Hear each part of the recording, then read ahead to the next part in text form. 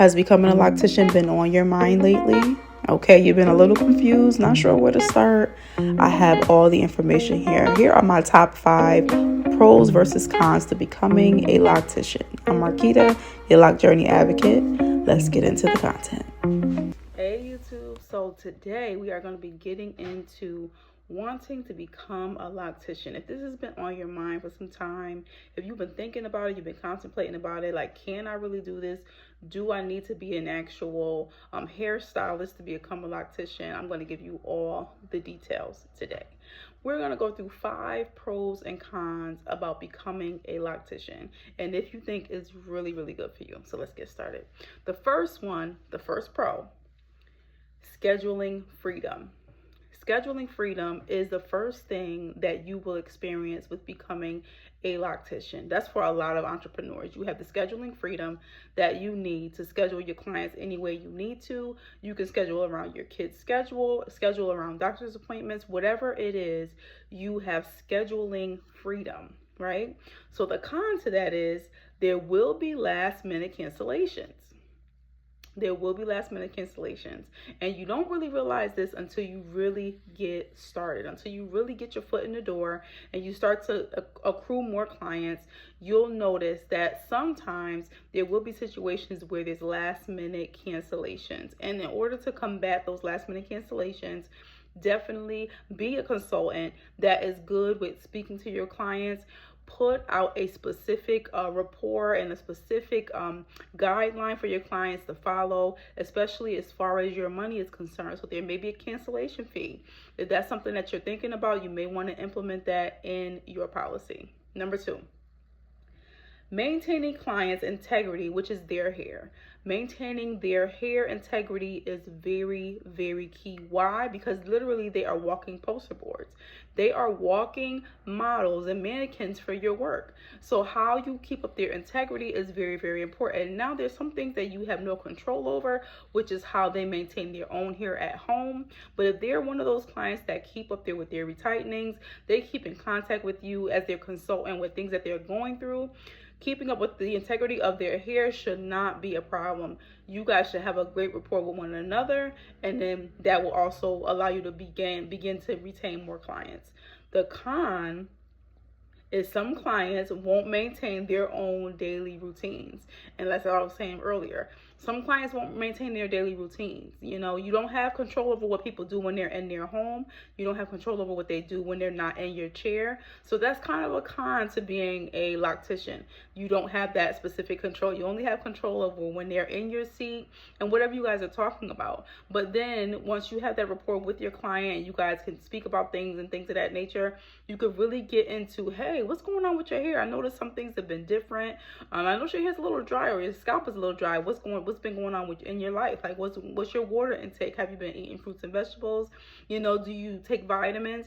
Things of that nature. When you gain a rapport with your clients, they will open up to you, and then if they take your advice, it'll be a good thing for them because they'll notice the change, and you will also notice the change as a consultant. Number 3, learning what you really want. This is a big one. Learning what you really want. I'll give myself as an example. I've been a consultant since 2014. It's now been 10 plus years that I've been a consultant. So in the beginning stages, it was a little tough because now you have to gain rapport. You have to, put yourself out there and try to gain clientele. But since I gained clientele and I was able to get my studio for myself for the very first time, I kept it for 6 months. In that time frame, I'm like, okay, perfect. I can gain new clientele. I'm in a busy place. I was, working in a plaza. So I'm like, okay, I'm working in a plaza. I have more people coming in and out of the plaza area, so they'll see my business. That's exactly what I did. But I found myself working from 8 in the morning until 8 in the evening. And mind you, I have a whole family. I got a whole husband, a whole wife, a whole household to take care of. But I was so excited about the money that was coming in. I didn't realize in hindsight, once my son went off to college and I said, okay, we got to save a little bit of money. I didn't realize in hindsight that me working those hours was taken away from my family. It was taken away from my little one. It was taken away from me doing things that I want to do because I'm so focused and worried about making sure my clients are all set. I didn't set aside time for me specifically. So you want to be very, very careful. I realized that when I left that situation, I said, I can't do that again.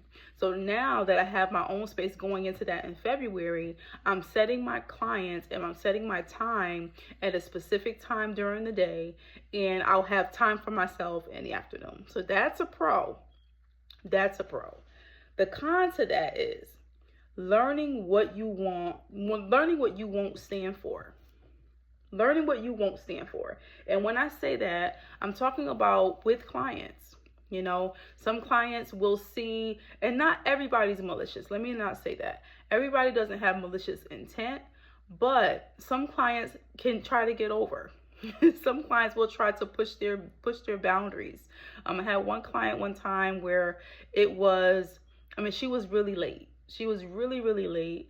And I actually ended up texting to say, hey, just confirm your ETA. Never got a response. I guess she felt like, well, as long as I make it there, I'll be able to be seen. You cut into a half an hour of my family time. You're half an hour late. And it's in my rules and regulations. I can't see you. So I told her I can't see you. She comes to my door. Can you just come to the door? I'm already here. Can you just, no. You have to set boundaries. Boundaries are very, very important when it comes to your clients. Now, you're going to have clients that they follow. It's like, this is a business. Whatever you say goes. It's not a problem. But you will have some clients that will try to push your boundaries. And you have to be mindful. You have to stand your ground and be mindful. You have to be assertive. Also, being an entrepreneur, I'm just going to put a caveat there. You have to be assertive and letting your clients know, hey, I love you. I'm cool with you. This is good. This is business.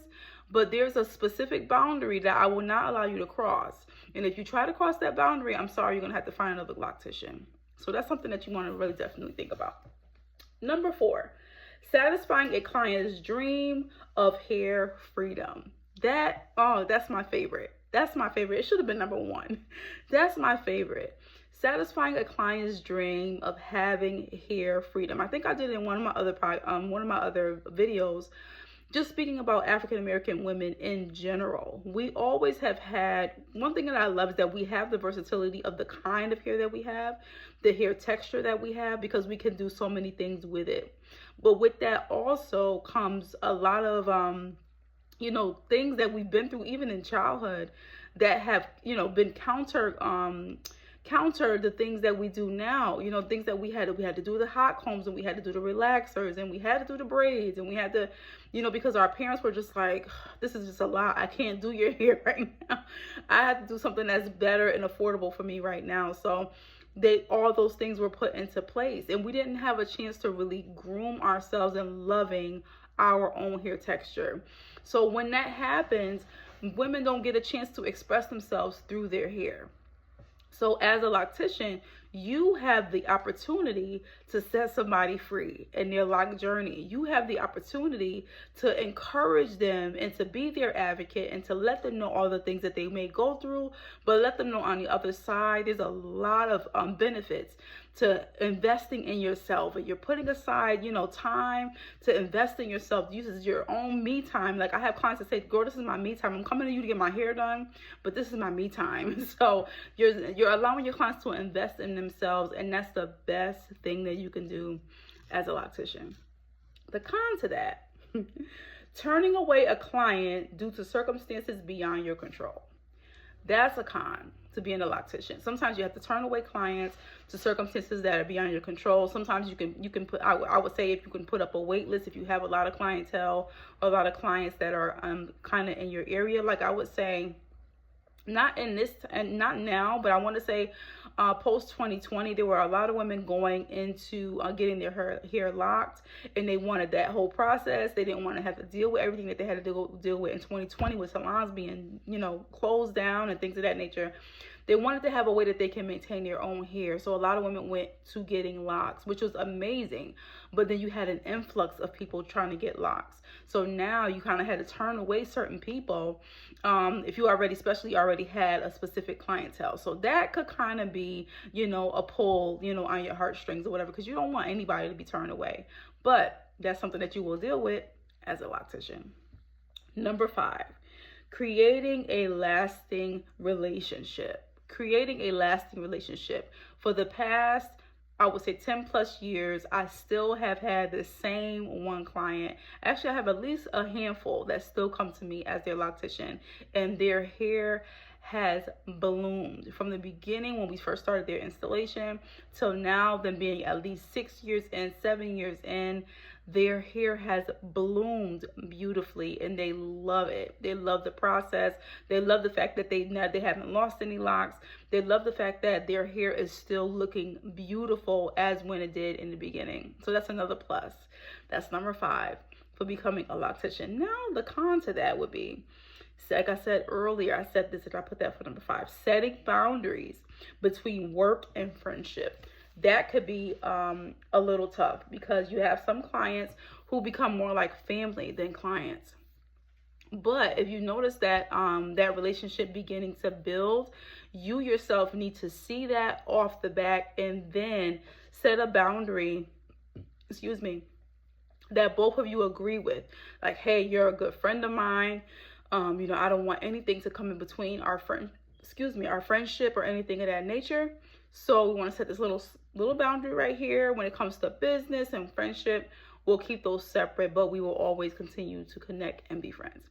So that is my top 5 pros and cons about becoming a loctician. I'm going to extend this. This is going to be a part 1. We're going to do a part 2 about all the things you can expect when you become a loctician. When you actually in it, when you're actually getting started, the things that you're going to need, the things that you want to be mindful of, starting your own business, if you setting up your website, how do you gain clientele, all those things. We're going to get into that in part 2. But thank you guys for logging in. Thank you for sharing. Thank you for liking. Thank you for subscribing. I really, really appreciate it. Thank you to all my new subscribers. Hey, y'all. Hey. And I will be in contact with y'all soon. Y'all be well.